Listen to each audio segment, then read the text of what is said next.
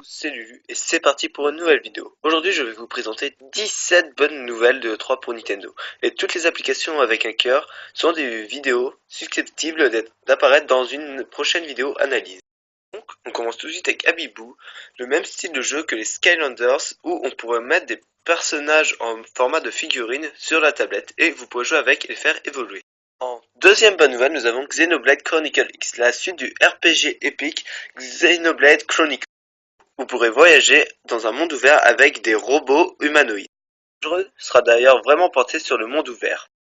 En troisième bonne nouvelle, nous avons la suite du jeu d'action Bayonetta, qui fut acclamé par la critique et apparemment, d'après les développeurs du jeu, le genre sera collé à son siège du début jusqu'à la fin du jeu, ce qui promet d'être intéressant. En quatrième position, nous avons la suite et le dernier opus du jeu multijoueur Mario Party qui offrira des centaines de mini-jeux. Et en cinquième position, nous avons Captain Toad Treasure Tracker. Ce sera le premier jeu consacré au Capitaine Toad, parfois courageux mais parfois froussard. En septième position, nous avons Super Smash Bros qui sortira sur 3DS et Wii U. Il y aura une nouveauté de personnage comme par exemple Pac-Man ou même le personnage Wii Fit. Vous pourrez faire des combats très originaux.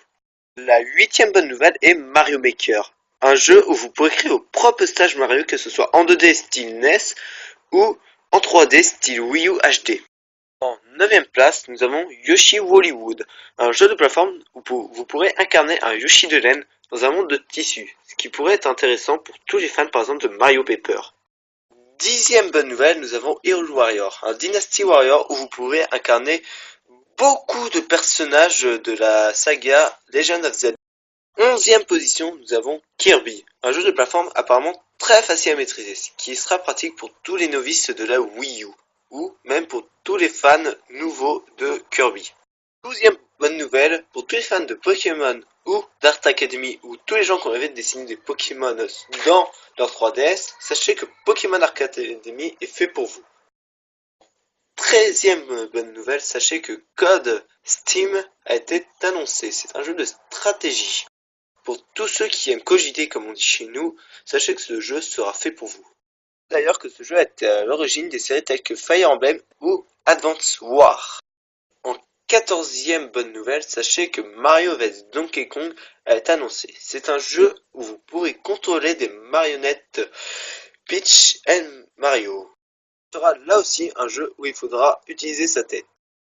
Quinzième bonne ou mauvaise nouvelle pour certains, sachez qu'un nouvel opus de Legend of Zelda va réapparaître.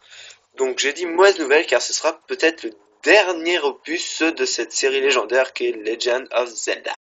16e nouvelle, sachez que Devil's Third a été aussi annoncé. C'est un jeu qui combine armes au sabre et armes à feu modernes. 17e nouvelle, c'est Tengami, un jeu japonais dont les graphismes seront faits spécialement en livre traditionnel, ce qui fera un effet de charme tout à fait admissible.